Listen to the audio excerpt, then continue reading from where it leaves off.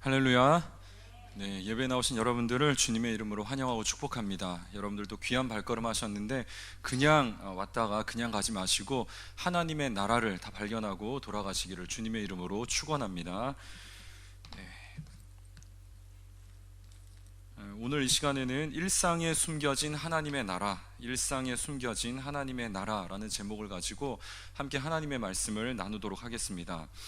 2015년에 개봉한 영화 히말라야가 있습니다. 이 영화는 산악인 어몽길 대장과 또 그 에베레스트 원정대의 그 실화를 바탕으로 한 그러한 영화입니다. 어몽길 대장은 원정대와 함께 이제 2005년에 에베레스트 정상 정복에 성공을 하게 됩니다. 그러나 이 정상을 정복한 후에 하산을 하던 도중에 동료였던 그 박무택이라고 하는 사람을 이제 그 조난이 당하게 됩니다. 그러면서 동료를 잃고 이제 그러한 상태로 내려오게 되죠. 그런데 이 박무택은 어몽길 대장과 함께 2000년에 칸첸중가, 또 K2, 2001년에 시샤팡마, 또 2002년 또 에베레스트까지 히말라야 4좌를 함께 등반했던 그야말로 생사고락을 함께했던 동료이자 친형제와 같이 아주 깊은 우애를 나누었던 그러한 사이였습니다. 서로 너무나 각별했던 사이였기 때문에 그 시신을 그냥 산에 두고 왔다는 것이 어몽길 대장은 너무 마음이 아프고 걸렸습니다. 그래서 이 시신을 거두기 위해서 다시 원정대를 조직을 하게 됩니다. 그런데 이 일에 대해서 어느 누구도 박수를 치거나 호의를 보이는 사람이 없었습니다. 아무런 기록도 얻지 못하고 명예도 없고 보상도 받지 못하고 오히려 목숨을 담보로 해야 하는 이 위험한 원정에 박수를 보낼 사람은 그렇게 많지 않았다라는 겁니다. 그럼에도 불구하고 어몽길 대장과 이 원정 대원들은 동료의 시신을 찾아오는 이 일에 기꺼이 자신의 모든 것들을 다 걸고 다시 산에 오르게 된다는 그러한 내용의 영화입니다. 이 산을 오르는 사람들은 정상을 오르는 일은 산이 허락해줘야 가능하다라고 이야기를 합니다. 그만큼 산을 오르는 일이 매우 어려운 일이라는 것이죠. 1996년 전만 해도 그 등반가 중에 4명 중에 1명이 산을 오르던 중에 목숨을 잃었다라고 합니다. 그런데 이제 이 기록이 조금은 이제 좀 많이 좀 좋아졌다고는 하지만 그래도 여전히 100명의 사람들이 올라간다고 하면은 산을 오르던 중에 한 14명 정도가 산을 오르던 중에 사망을 한다고 합니다. 그리고 또 산에서 내려올 때에는 100명이 내려오면 한 10명 정도가 그 중에 이제 조난당해서 이제 죽거나 또 여러 가지 상황들로 사망하는 일들이 있게 된다고 합니다. 그렇게 지난 30여 년 동안 산을 오르려다가 죽은 사람이 무려 200명이 넘는다라고 해요. 그만큼 산을 오르는 일은 목숨을 담보로 하는 아주 위험한 일이라는 것입니다. 또 산을 오르기 위해서는 많은 준비와 많은 비용이 필요한데 산을 한 번 오르는데 보통 3만 달러에서 그보다 많게 한 4배 정도의 비용이 발생된다고 합니다. 우리나라 돈으로 환산을 해보면 3천만 원에서 약 1억 원이 넘는 돈이 한 번에 투여가 된다는 것이죠. 또 그리고 산을 오르려면은 많은 훈련이 필요합니다. 최소한 8개월에서 10개월 정도 훈련을 받아야 되고 체력 단련을 비롯해서 이제 산을 오를 수 있는 다양한 훈련들을 이제 받게 되죠.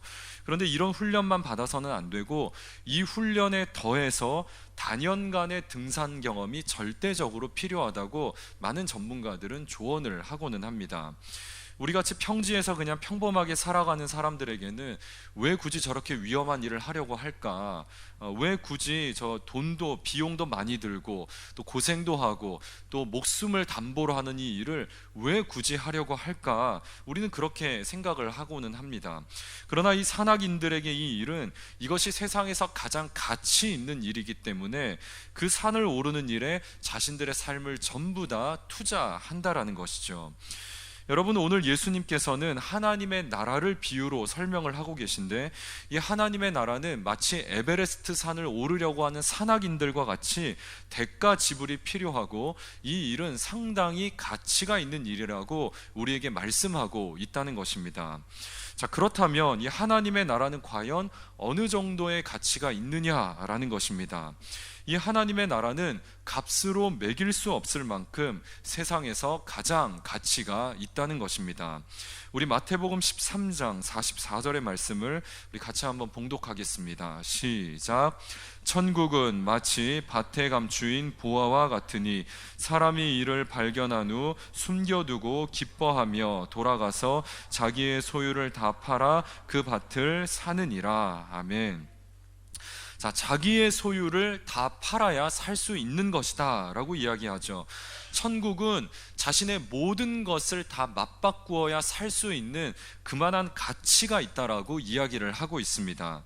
고대 사회에서는 밭에 자신의 소유를 숨겨두는 일들이 굉장히 흔했었습니다. 이 전쟁이 잦았고 또 내부적으로 어떤 내란이나 또 정변이 일어나는 일들이 많았었기 때문에 사람들은 전쟁이 일어날 징후가 보이거나 사회적으로 혼란한 일들이 있을 때에는 자신의 소유를 갖다가 토기에 담아서 이것을 땅 속에 묻어 두고는 했었습니다. 왜냐하면 누군가 침략을 해왔을 때 자신의 소유를 약탈당하는 것을 방지하기 위함이었고, 그래서 사회가 다시 안정이 되고 나면은 이제 그 땅에서 자신의 소유를 다 파내가지고 자신의 소유를 복원시키고는 했었다라는 겁니다. 이러한 유대 역사가 요세푸스는요, 이러한 유대 사회의 특징에 대해 다음과 같은 기록을 해 놓고 있습니다. 그 도시에 있던 결코 적지 않은 재물이 폐허 속에서 발견되었다. 로마인들은 그것을 많이 파냈다. 그러나 가장 많은 것을 발견한 사람들은 포로였던 사람들이었다. 그들은 발견한 것을 가지고 갔다. 그것은 유대인들의 소유로 전쟁의 불확실한 상황에 대비하기 위해 땅 속에 파묻어 두었던 금과 은과 귀한 가구들이었다. 자, 이 내용은 예루살렘이 로마 티투스 장군에 의해서 AD 70년경에 완전히 멸망당하고 난 뒤의 상황을 묘사해 놓고 있습니다. 전쟁에 나가서 목숨을 잃거나 자신의 재산을 묻어둔 장소를 잃어버렸거나 그렇게 해서 주인을 잃어버린 소유물들이 땅 속에서 발견되는 일들이 잦았다라는 거예요. 지금 밭에 감추어진 이 보화는 이 비유는요, 이러한 유대적 상황을 배경으로 하고 있습니다. 이 비유에 등장하는 일꾼은 지금 주인에게 고용된 일용직 근로자로서 밭에서 일을 하던 도중에 이제 보화를 발견을 하게 되었습니다. 그리고 그 즉시로 자기 집으로 돌아가서 자신의 모든 소유를 다 팔아서 이 땅을 사게 되죠. 그런데 여러분, 여기서 한번 더 생각을 해볼 필요가 있습니다. 이 일용직 근로자는 자신의 전 재산을 다 팔아도 이 밭을 살 만한 과연 돈이 충분했겠느냐라는 겁니다. 이 사람은 일용직 근로자였어요. 그냥 매일매일 근근히 살아가던 사람들입니다. 우리와 같이 인력시장에 나와가지고 매일 자신이 그냥 선택받기를 기다리고 있다가 그날 자리가 나면은 가서 일을 하고 와서 일당 받아서 살아가던 그러한 사람이었습니다. 그런데 과연 이 사람에게 얼마만큼의 재산이 있었겠느냐라는 겁니다. 아마도 이 사람의 재산은 충분치 않았을 것이다 라는 이제 추정을 해볼 수 있게 됩니다. 그렇다면 이 밭을 어떻게 사게 되었느냐? 아마도 주변 사람들에게 돈을 빌리거나 아니면 심지어 고리대금 업자들에게 돈을 빌려서라도 이 땅을 사지 않았을까 싶습니다. 자, 그렇게 본다면 이 땅에 묻혀 있었던 보물은 상당한 가치의 보물이었을 것이라는 추정을 가능하게 한다는 것입니다. 그러니까 이 사람은 지금 땅 속에 얼마나 값비싼 보물이 들어있는지를 알고 있었기 때문에 무리를 해서라도 자신이 할 수 있는 모든 방법을 다 동원해서라도 이 땅을 사려고 했다라는 거예요. 왜 그렇죠? 이 땅에 묻힌 보물은 우리의 가난을 해결하고도 남을 수 있는, 그리고 내가 그동안 빌렸던 모든 돈을 갚고도 남는, 그럼에도 불구하고 내 가족들이 일평생 먹고 살 만한 모든 문제를 해결할 만한 그러한 어마어마한 가치가 이 땅에 묻혀 있었기 때문에 이들은 이 땅을 사는데 주저하지 않았다라는 것이죠. 그리고 모든 방법을 동원해서 이 땅을 구입하려고 했다라는 것입니다. 자, 하나님의 나라는 이만큼 자신의 전 재산을 맞바꿔서라도 살 만한 충분한 가치가 있다고 예수님은 가르쳐주고 있는 것입니다.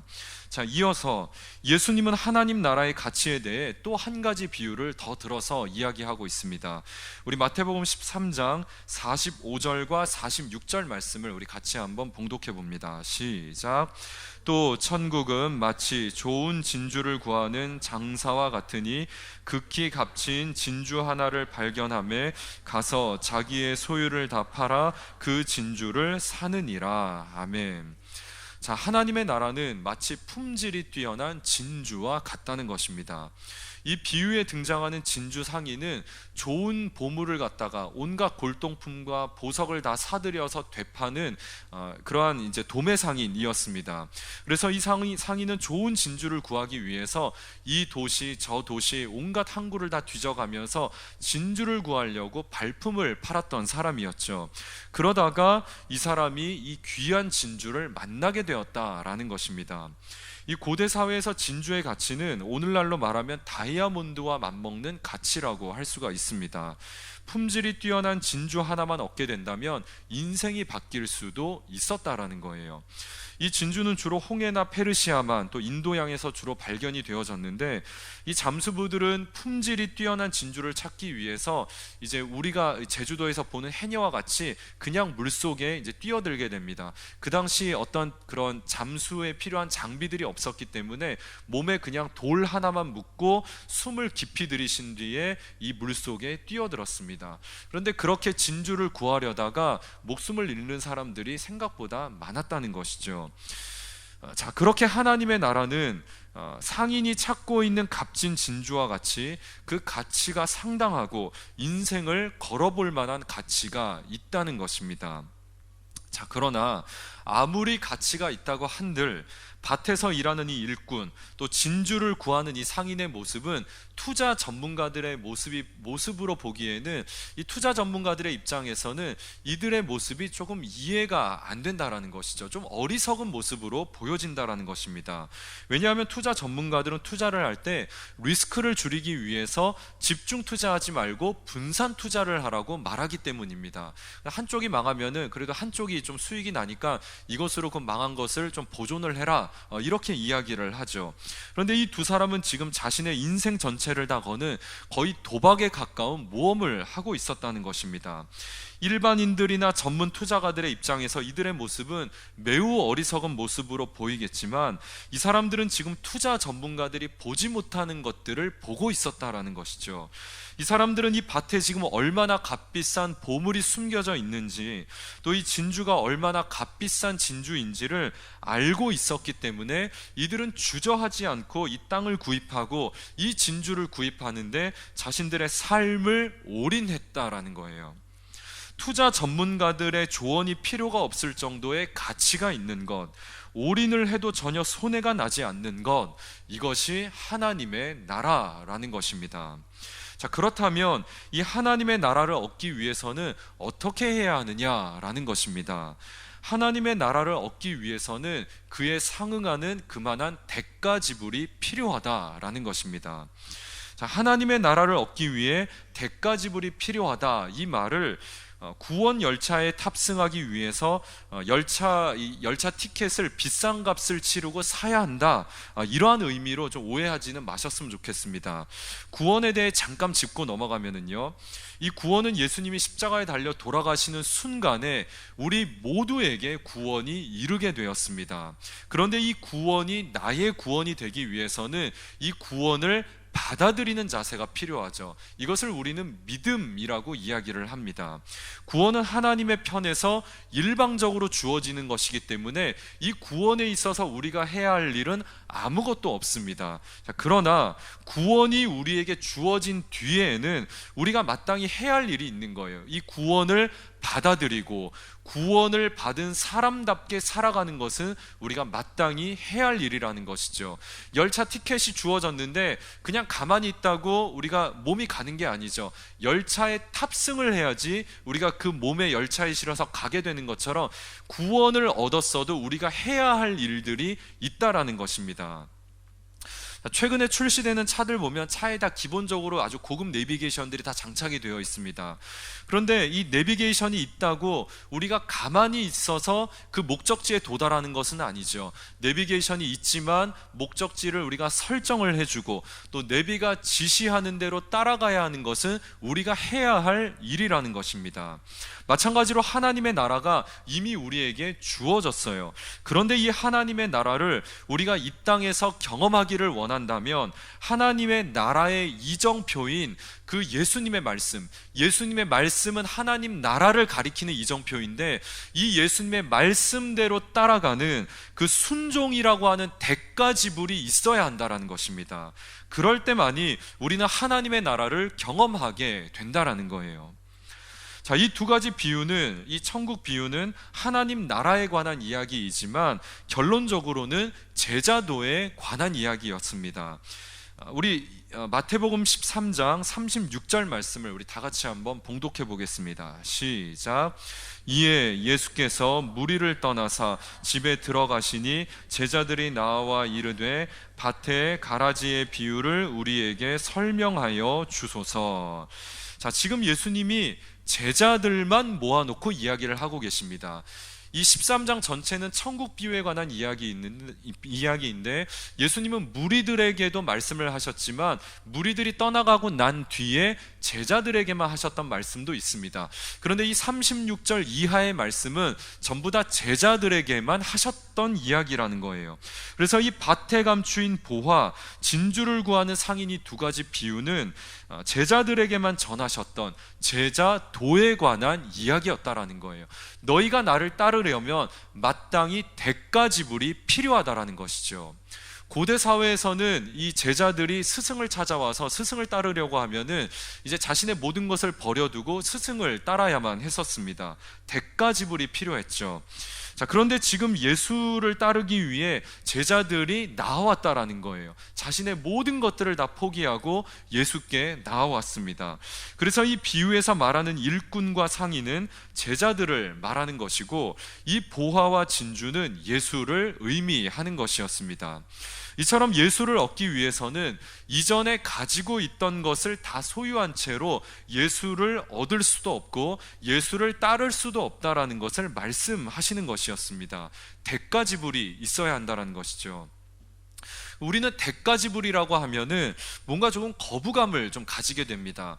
근데 여러분 잘 생각을 한번 해보시면은요, 우리가 살아가면서 대가 지불하지 않는 것은 없습니다. 우리는 무슨 일을 하든지 다 대가 지불을 하면서 살아가요. 우리가 영화 한 편을 보게 되는데 영화를 볼 때도 대가를 지불하죠. 그런데 영화 보면서 이거 대가 지불하는 거 너무 부담스럽다, 우리가 그렇게 이야기를 합니까? 그렇지 않죠. 수백억 원이 투자된 이 영화를 갖다가 큰 화면에 좋은 사운드에 또 시원한 에어컨 바람 맞아가면서 10,000원 한 장 내고 우리가 영화 보는 건 참 좋다라고 생각을 하지, 이거 가지고 비싸다, 대가 지불을 한다, 그렇게 이야기하는 사람은 없다라는 것입니다. 그런데 우리가 만약 예수님께 대가 지불하는 것을 힘들다고 느낀다면은 아마도 이 둘 중에 하나일 가능성이 높다라는 거예요. 예수가 그만한 가치가 없다라고 믿던가, 아니면 내가 지금 하고 있는 신앙생활에 어떠한 문제가 있던가, 이 둘 중에 하나일 가능성이 크다라는 것입니다. 어떤 목사님이 청년들을 대상으로 한 강연에서 이런 주제로 말씀을 하셨습니다. 헌신이 아니라 상식이다. 헌신이 아니라 상식이다. 우리가 하나님의 나라를 제대로 이해하면 나는 헌신한다, 나는 대가 지불한다, 이러한 생각을 갖지 못한다라는 겁니다. 자, 예를 들어 보면은 어떠한 한 회사가 있습니다. 근데 이 회사는요 굉장히 큰 회사예요. 그리고 지금 잘 나가고 있습니다. 그러나 이 안에는 뭐 분식회계라던가 이 안에 이 회사가 굉장히 무너질 만한 조짐들이 많은 회사입니다. 그러나 지금은 잘 나가고 있어요. 자, 그리고 또 한 회사가 있습니다. 이 회사는 작은 회사입니다. 그러나 이 회사는 기술력도 있고 아주 재정도 튼실하고 또 미래가 아주 전도 유망한, 아주 미래가 보장될 만한 그러한 이제 회사였습니다. 자, 여러분, 그러면 질문입니다. 이 두 군데 회사 중에서 투자를 하라고 한다면 어느 회사에 투자를 하시겠습니까? 후자겠죠. 비록 지금은 좀 작아 보이겠지만 기술력이 있고 이 회사에 투자하면 앞으로 이 충분한 수익을 얻을 수 있겠다, 이 회사에 투자를 하는 것은 헌신이 아니라 상식이라는 겁니다. 여러분, 지금 무너질 만한 회사예요. 지금은 잘 나가지만은 곧 무너질 것 같은 회사에 나의 삶을 드리는 것이 헌신이라는 것입니다. 여러분, 과연 무엇이 헌신이고 상식이냐라는 겁니다. 자, 그런 의미에서 오늘날 많은 그리스도인들은 세상에 헌신하고 있고 세상에 대가 지불을 하면서 살아가고 있다라는 겁니다. 그렇지만 우리가 하나님의 나라를 발견하기 시작하면 하나님의 나라를 위해서 살아가는 것이 상식이 된다라는 거예요. 여러분, 이제 곧 여름 성경학교, 또 우리 교회 이제 청년부 여름 단기 선교가 이제 시작이 됩니다. 여러분, 자녀들을 여름에 학원 보내지 않고 말씀을 배우는 자리에 보내는 것, 여러분, 이것이 헌신입니까? 상식입니까? 여러분, 청년들이 취업 참 어렵죠. 그리고 요즘 직장 다니는 생활도 참 어렵습니다. 근데 청년들이 열심히 지금 단기 선교를 준비하고 있어요. 여러분, 이렇게 청년들이 여름 단기 선교를 준비해서 나가는 것, 이것이 헌신입니까? 상식입니까? 제가 지난주에 교회에서 지나가다가 어떤 부모님이 하시는 이야기를 우연히 엿듣게 되었어요. 우리 아이도 여기 지금 수련회 보내고 싶은데 지금 뭐 학원 가야 되고 지금 무슨 시험 있고 그래가지고 이거 날짜 겹쳐서 못 보내겠어, 이렇게 이야기를 하는 겁니다. 근데 정말 일말의 고민도 없이 너무 편하게 이야기를 하는 거예요. 그래서 제가 그 옆에서 그 이야기를 듣다가 너무나 가슴이 아프더라고요. 이런 부모님 밑에서 이렇게 이 아이가 과연 예수님의 제자로 자라날 수 있을까? 이 아이는 자라면서 이제 중요한 선택의 순간이 올 때마다 그냥 일말의 고민도 없이 어떤 세상의 가치관, 세상이 원하는 대로 따르는 삶을 살겠구나. 이 아이 부모 잘못 만나서 참 불쌍하다. 그런 마음이 좀 들었었습니다. 여러분, 우리는 예수를 믿는다고 하면서 너무나 쉽게 예수를 따르는 길을 쉽게 포기를 한다라는 거예요. 여러분, 오늘날 한국 교회가 위기에 처해 있는 이유는 제자들이 사라졌기 때문입니다. 교회에 사람들을 많이 모은 데는 성공했지만 과연 제자들을 얼마나 많이 배출했느냐라는 질문에 대해는 여기선 자신 있게 대답을 하기가 어렵다라는 것이죠. 예수님 당시에도 예수를 따르는 무리들은 굉장히 많았습니다. 그러나 예수를 위해 자신의 삶을 대가 지불하는 제자들은 그렇게 많지 않았다라는 거예요. 그러나 그 소수의 제자들이 이 세상을 바꾸었다라는 겁니다. 여러분, 우리 한국교회가 어떻게 이렇게 큰 부흥을 이룰 수 있었는가? 여러분, 가만히 생각을 해보면은요, 예수를 철저하게 따랐던 제자들이 많았다라는 거예요. 교회 안에 목사님도 있고 장로님, 권사님, 안수집사님, 또 여러 성도들이 많이 있죠. 그러나 직분을 가진 자들이 많다고 되는 게 아니라 이 안에 목사지만, 장로지만, 권사지만, 안수집사지만 우리가 교회에서 직분을 갖고 있지만은 예수를 위해 따르고자 헌신했던, 대가 지불을 두려워하지 않았던 그 제자들이 많았기 때문에 오늘날의 교회가 있게 되었다라는 겁니다. 여러분, 그런데 과연 오늘날 그렇게 대가 지불을 마땅히 하는 제자들이 얼마나 있느냐라는 거예요. 여러분, 오늘날 교회 사람들은 많이 오지만은 교회 다 소비하려고 오지 교회 와서 대가 지불을 하려고 하는 사람들은 많지 않다라는 겁니다. 교회에 무슨 이벤트를 한다, 무슨 선물을 준다 하면 사람들이 물밀듯이 밀려옵니다. 그리고 썰물처럼 빠져나가요. 남는 사람들이 많지가 않습니다. 그리고 교회에 와가지고 성경 공부합시다, 기도회 합시다, 전도합시다, 우리가 사회 나가서 사회를 섬깁시다 라고 이야기를 하면은 그 자리에 오는 사람들이 많지 않습니다. 늘 오던 사람들이 오는 것을 보게 됩니다. 물론 우리가 마음은 원이로되 또 육신이 연약한 사람들이 있기도 합니다. 또 여러 가지 상황들 때문에 참 요즘 교회를 섬기기가 쉽지가 않죠. 여러분, 그러나 우리가 교회에 나오는 전체 인원들을 한번 생각을 해본다면 과연 예수를 위해 대가 지불을 하는 그 제자들이 얼마나 되는가, 우리가 이 질문을 조금은 심사숙고해 볼 필요가 있다라는 거예요. 우리는 값비싼 은혜를 받아놓고 너무나 값싸게 만들고 있다는 생각을 지우기가 어렵다는 것입니다. 자, 하나님의 나라는 우리가 어떻게 얻을 수 있느냐? 하나님 나라에 상응하는 그의 마땅한 대가 지불을 해야 한다는 것입니다. 자, 그렇다면 이제 마지막으로 하나님의 나라를 어디에서 발견할 수 있느냐라는 것입니다. 하나님의 나라는 우리의 일상에서 발견될 수 있습니다.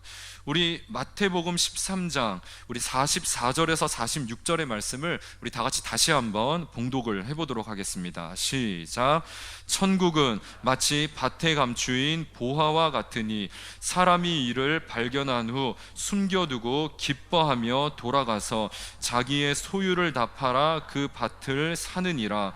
또 천국은 마치 좋은 진주를 구하는 장사와 같으니 극히 값진 진주 하나를 발견하며 가서 자기의 소유를 다 팔아 그 진주를 사느니라. 아멘.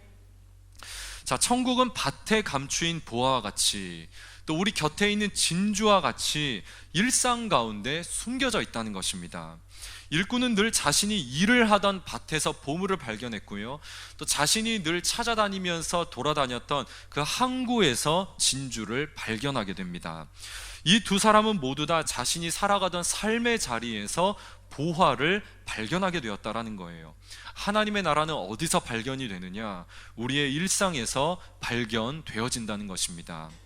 자, 이러한 예수님의 가르침은 이 종교 지도자들의 마음을 상당히 불편하게 했을 것입니다. 왜냐하면 종교 지도자들은 구원은 성전에만 있고 이 성전을 통해서만 하나님을 만날 수 있다고 가르쳤기 때문이었어요.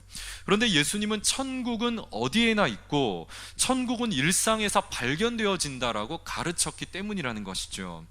자, 예수님이 이 땅에 오신 순간 이미 천국은 이 땅에서 시작이 되었습니다. 예수님이 이 땅에서 공생애를 시작하시면서 가장 먼저 하셨던 말씀이 회개하라, 천국이 가까이 왔느니라, 이 말씀을 가장 먼저 선포하셨습니다. 여기서 천국은 예수님 자신을 가리키는 말입니다. 자, 마태복음은요, 다른 복음서와는 다르게 이 천국, 하늘나라라고 하는 단어가 상당히 많이 쓰여지는 것들을 보게 됩니다. 그런데 그 이유가 있는데 유대인들은 하나님의 이름을 함부로 사용하지를 않았습니다. 이 거룩한 이름을 우리가 어떻게 함부로 부를 수 있나라고 해서 그 이름을 함부로 부르지 않고 천국 또는 하늘나라 이렇게 대체되는 단어로 대신 사용을 했었습니다. 자, 그렇게 본다면 이 마태가 기록한 천국은 하나님입니다. 그런데 이 하나님이 인간이 되셔서 예수님으로 이 땅에 오신 거예요. 그리고 이 예수님이 지금 사람들 앞에서 천국에 대해 이야기를 하고 계신 것입니다. 다시 말해 예수가 이 땅에 왔다는 것은 천국이 이 땅에 침투해 들어왔다는 것이고 천국이 이미 이 땅에서 시작되었다는 것을 의미하고 있었습니다. 천국이 이렇게 눈앞에 가까이 와 있는데도 왜 너희들은 여전히 깨닫지 못하느냐? 빨리 깨닫고 회개하고 돌아와라. 그런 의미에서 회개하라, 천국이 가까이 왔다라고 말씀하셨다라는 것이죠. 자, 예수님은 하나님의 나라는 숨겨져 있고 우리의 삶에 아주 가까이 와 있다고 말씀하셨다는 것입니다.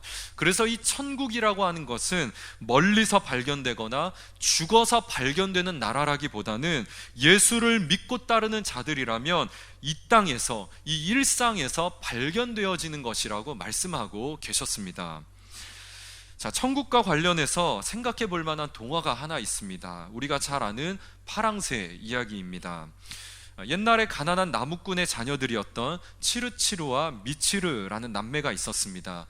이 남매는 크리스마스 전날 밤에 잠이 잘 오지가 않았어요. 그리고 창문 너머로 멀리 보이는 그 부잣집에서 새어나오는 그 크리스마스 트리에 반짝이는 불빛, 또 흥겨운 그 음악 소리를 들으면서 굉장히 부러워하고 있었습니다. 그런데 그때 한 할머니가 자기 집 문을 두드리는 것이었습니다. 근데 이 할머니가 이제 들어와서 집에 와서 하는 얘기가 노래하는 파랑새를 찾아달라고 부탁을 하는 것이었습니다. 자, 왜냐 하니까 이 할머니에게는 아픈 딸이 하나가 있는데 노래하는 파랑새가 있어야 자기 딸이 나을 수 있다라는 거예요. 근데 지금 이 남매들의 집에는 그냥 회색 비둘기만 있을 뿐이었거든요. 자, 그러자 이 할머니는 아이에게 이제 다이아몬드가 달린 모자를 건네주게 됩니다. 그러면서 다이아몬드를 돌리면 눈에 보이지 않는 것들이 보이게 될 것이라고 이야기를 합니다. 이 남매들이 이제 이 이 모자를 받고 이 모자에 있는 다이아몬드를 돌리게 됩니다. 자, 그러자 이제 이상한 일이 일어나기 시작을 하는데 모든 사물에 다 요정들이 있는 것이 보이게 되었습니다. 아궁이에도 빵에도 모든 사물에 다 요정들이 있고 또 그리고 고양이와 개도 말을 하기 시작을 하는 것이었어요. 그리고 조금 있으니까 이제 빛의 요정이 다가와서 자신들을 새로운 길로 안내를 하기 시작을 했습니다. 그러면서 이제 파랑새를 찾아서 이제 여행길을 떠나게 됩니다. 추억의 나라, 밤의 궁전, 또 행복의 궁전, 미래의 나라를 이제 차례로 여행을 하게 되는데 이제 가는 곳마다 파랑새를 발견을 하게 됩니다. 그래서 이 파랑새를 이제 가지고 나오게 되는데 이 궁전을 나올 때마다 파랑새 색깔이 검게 변하게 되는 겁니다. 왜 이런가 이러면서 결국에는 다시 자신의 집으로 이제 돌아오게 되었습니다.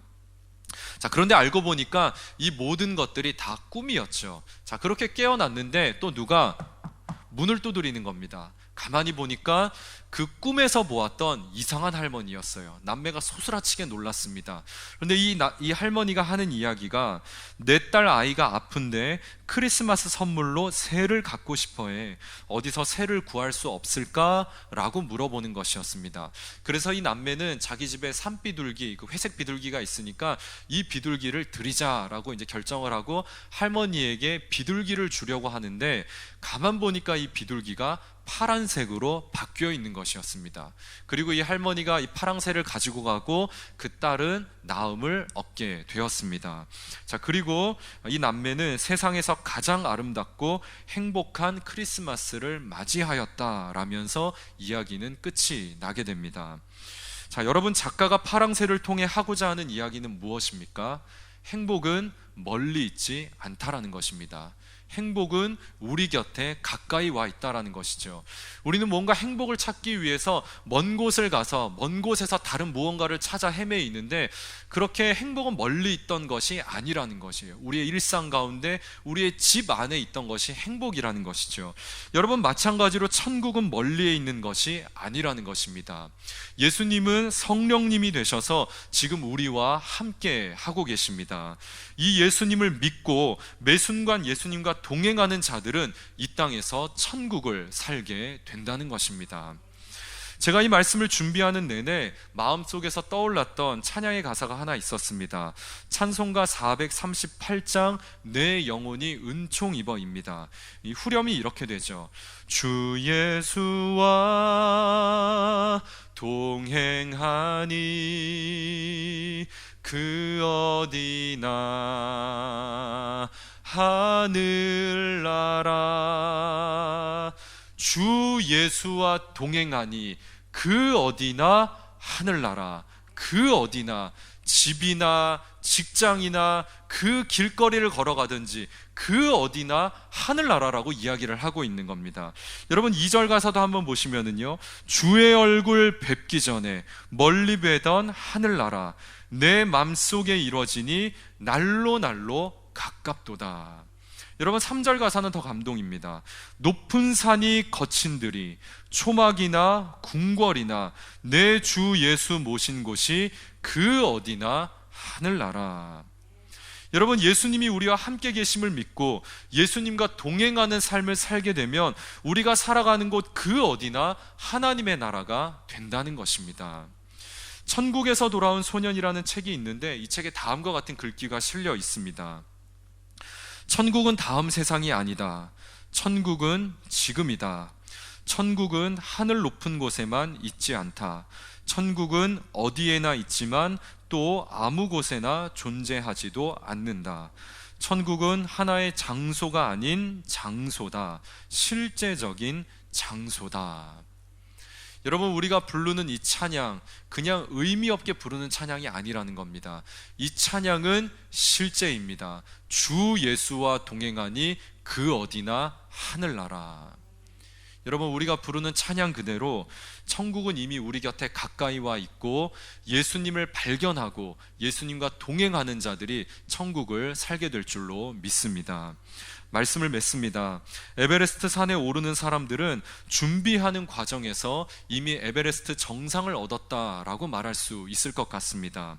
산악인들에게 에베레스트 산 정상을 오르는 일은 가치 있는 일이고 마땅히 지불해야 할 일일 뿐입니다.